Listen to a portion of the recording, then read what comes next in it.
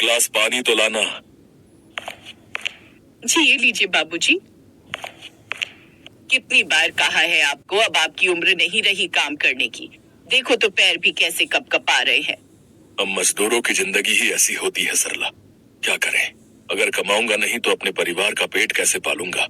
आज अगर हमारा बेटा लापता ना होता तो मुझ बूढ़े बाप को यूं काम नहीं करना पड़ता। पता नहीं कैसी किस्मत लिखता है भगवान हम गरीबों की। दिन पर दिन बुढ़ापा बढ़ता जा रहा है। ऐसे में शरीर पता नहीं कब तक साथ देगा। ऊपर से घर में जवान बेटी है। अगर हालत ऐसी ही रही तो ऐसे में कैसे इसकी शादी करवा पाऊंगा। अपने सास ससुर की ये हालत देखकर सांझ को उन पर बहुत दया आ जाती है। दरअसल रामकिशोर और सरला का एक बेटा था सुरेश, जो कि कुछ साल पहले मजदूरी के लिए शहर गया था, लेकिन वहां जाने के साल भर बाद ही वो लापता हो गया और उसकी अब तक कोई खबर नहीं थी। अपने मजबूर ससुराल वालों की ऐसी हालत देख अब सांझ फैसला लेती है कि अब वो काम करेगी। इसलिए अब वो काम की तलाश में पहाड़ों पर निकलती है, लेकिन उसकी समझ में कुछ नहीं आ रहा था कि आखिर वो क्या काम करे। वो पहाड़ी इलाके के उस टूरिस्ट प्लेस पर पहुंचती है जहां बहुत से टूरिस्ट घूमने आते थे। उस जगह पर खाने के तरह तरह के ठेले भी लगे हुए थे, लेकिन फिर भी कुछ टूरिस्ट थे जो निराश होकर वहां से जा रहे थे। वाह, क्या खूबसूरती है इन पहाड़ों की। लेकिन एक बात है, यहाँ का नजारा जितना अच्छा है ना, उतनी बकवास यहाँ की मैगी है यार। न जाने कितनी बकवास मैगी बनाते हैं। बिल्कुल ठीक कहा तुमने। बस ऐसे ही फेमस हो रखे ये पहाड़ी लोग अपनी पहाड़ों वाली मैगी के नाम से। पहाड़ों वाली मैगी, हाँ मैं ये काम शुरू कर सकती हूँ। वैसे भी मुझे तो तरह तरह की मैगी बनाने कहते हैं कि मैं मैगी बहुत अच्छी बनाती हूँ। अगर मैं मैगी का काम शुरू करूँ तो हो सकता है मैं अच्छी कमाई शुरू कर सकूँ। घर आकर संध्या ये बात अपने सास ससुर को बताती है। माँ जी, बाबूजी, मैंने सोच लिया है, मैं अब मैगी बनाने का काम शुरू करूंगी। टूरिस्ट प्लेस पर आने वाले ज्यादातर टूरिस्ट पहाड़ों वाली मैगी को टेस्ट भी करना चाहते हैं, लेकिन उन्हें उनकी पसंद की मैगी मिल नहीं पाती। वैसे भी उस जगह पर मुश्किल से एक दो मैगी वाले ही हैं जो अपनी मर्जी से उनसे पैसे मांगते हैं, और मैं नहीं चाहती कि कुछ लोगों की वजह से हमारी पहाड़ों वाली मैगी बदनाम हो। और बाबूजी की हालत तो आप सब जानते हो, इस ठंड में वो बाहर जाकर काम कर नहीं पाएंगे, तो घर खर्च चलाने के लिए हमें ही कुछ करना होगा। भाभी बिल्कुल ठीक कह रही है माँ। बाबूजी को अब आराम करना चाहिए, और सर्दियों का ये महीना तो पैसा कमाने के लिए अच्छा होता है। इस वक्त टूरिस्ट स्नोफॉल देखने के लिए दूर दूर से आते हैं। क्या पता भाभी का ये काम चल पड़े। मुझे लगता है ये दोनों ठीक कह रही हैं, और बहू के इस काम में मैं उसका साथ दूंगी। हम दोनों सास बहू मिलकर मैगी का ठेला लगाएंगे। अच्छा ठीक है, जैसी तुम सबकी मर्जी। संध्या बहू, ये ले कुछ पैसे रख और इससे जरूरी सामान ले आ। ठीक है बाबूजी। अगले दिन से दोनों सास बहू मैगी बनाने का सामान, कुछ लकड़ियां, त्रिपाल लेकर चल पड़ती हैं और अपनी छोटी सी दुकान लगाने लगती हैं। तभी कुछ आदमी वहां आते हैं। अरे ओ, ये यहाँ से अपनी दुकान हटाओ। वैसे भी यहाँ पहले से ही मैगी वाले हैं, तुम और आ गई यहाँ। लेकिन हमने पहले ही यहाँ के मालिक से बात कर ली है, फिर तुम क्यों हमें मैगी बनाने से रोक रहे हो? अरे क्योंकि इधर मैं मैगी बेचता हूँ, इसलिए कोई और यहाँ मैगी नहीं बेच सकता। चलो अब भागो यहाँ से। चल बहू, यहाँ से चलते हैं। हम पीछे चलकर अपनी मैगी की दुकान लगाते हैं।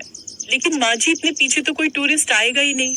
अरे हमारे मैगी में पड़ने वाले मसालों की खुशबू इतनी अच्छी है कि लोग अपने आप खींचे चले आएंगे, और जब भगवान ने हमें यहाँ तक का रास्ता दिखाया है तो आगे भी दिखाएगा।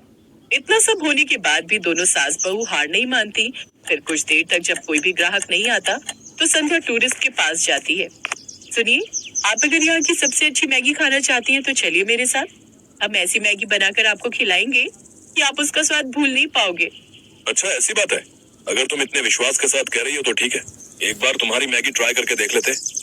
अरे नहीं विराज, तुम्हें याद है जब रोशनी और रौनक यहाँ से घूम कर गए थे तो उन्होंने क्या कहा था कि ये पहाड़ी लोग एक तो इतनी महंगी मैगी बेचते हैं, ऊपर से उसका स्वाद भी कितना बेकार होता है। नहीं नहीं मैडम, आप एक बार हमारे यहाँ की मैगी खाकर तो देखिए, और दाम भी औरों के मुकाबले कम है, सिर्फ 50 रुपए प्लेट। और अगर आपको पसंद ना आए तो आप वो पैसे भी मत देना। अच्छा, इतनी तारीफ कर रही हो अपनी मैगी की, तो चलिए एक बार चलकर देख ही लेते हैं। संध्या बड़ी मुश्किल से उन दो ग्राहकों को अपनी दुकान पर लाती है, फिर बहू जल्दी से मैगी बनाती है। वाह, ये तो सचमुच कमाल की मैगी है। सच में इतनी टेस्टी मैगी तो हमारे दिल्ली शहर में भी नहीं मिलती। सच कहूँ तो मुझे बड़ा दुख हो रहा है कि आज का दिन हमारी इस ट्रिप का आखिरी दिन है, लेकिन अब मैं अगली बार यहाँ आऊंगी तो तुम्हारे यहाँ की मैगी खाऊंगी। साथ ही अपने और दोस्तों को भी बताऊंगी कि वो भी जब घूमने आए तो यहीं की मैगी खाएं। उस दिन ग्राहकों का अच्छा रिस्पांस मिलने से उन दोनों का हौसला और भी बढ़ जाता है, जिससे पहले ही दिन दोनों को पूरे 800 रुपए की कमाई होती है। ऐसे ही कुछ दिन बीत जाते हैं। अब दोनों सास बहू हर रोज उस जगह आकर अपनी मैगी की दुकान लगाती, लेकिन अभी भी उनके पास इतनी भीड़ नहीं आती जितनी दूसरे मैगी वालों की दुकान पर होती। ये देख संध्या दिमाग लगाती है और टूरिस्ट गार्ड और टूरिस्ट बस के ड्राइवर से जाकर कहती है, अगर आप लोग मेरे मैगी के ठेले पर ग्राहक भेजेंगे तो मैं हर रोज कमाई के हिस्से का 10% आप लोगों को दूंगी। बस आपको एक काम करना है कि जब भी कोई टूरिस्ट मैगी खाने के बारे में पूछे तो आप उसे मेरे यहाँ भेज दें। अरे वाह, ये तो बहुत ही अच्छी डील है। इससे तो मेरी अच्छी साइड इनकम भी हो जाएगी। अब संध्या अपने काम को बढ़ाने के लिए काफी मेहनत करती है। अब जो कोई भी उस सनसेट पॉइंट पर आता तो मैगी खाने वाले सभी ग्राहक उसी के ठेले पर आते, जिससे सास बहू की कमाई अच्छी खासी होने लगी। बस अब ऊपर वालों ने चाहा तो जल्द ही हमारे दुख दूर हो जाएंगे। सास बहू सुबह से शाम तक मैगी बेचती, लेकिन इससे दूसरे मैगी वाले उनसे चिढ़ने लगे। जल्दी से मैगी की प्लेट लगा दीजिए।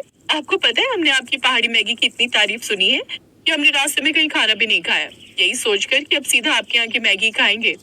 ये सुनकर मदन और जगदीश, जो कि उसी टूरिस्ट प्लेस पर मैगी बेचते थे, सास बहू की इस कमाई से बहुत गुस्सा हो जाते हैं। चुपके से उनकी बनाई हुई मैगी में कॉकरोच डाल देते हैं। जब टूरिस्ट मैगी खाने लगते हैं तो उसमें पड़े उस कॉकरोच को देखकर बहुत गुस्सा हो जाते हैं कि तभी वहाँ पर एक टूरिस्ट आता है जिसने अपने कैमरे में सब रिकॉर्डिंग की होती है। मैं जब इन हसीन वादियों का वीडियो बना रहा था तभी मेरे कैमरे में ये सब कैद हुआ। मैंने इन दोनों आदमियों को इनकी मैगी के सामान में ये कॉकरोच डालते हुए रिकॉर्ड कर लिया था। यकीन नहीं होता तो ये देखिए। वो वीडियो देखने के बाद सभी लोगों ने उन दोनों के ठेले को ही तोड़ दिया, जिससे उस दिन के बाद उस टूरिस्ट प्लेस पर सिर्फ सास बहू का ही मैगी ठेला लगता था। अब जो भी ग्राहक उस जगह आता वो उनकी पहाड़ों वाली मैगी खाए बिना नहीं जा पाता।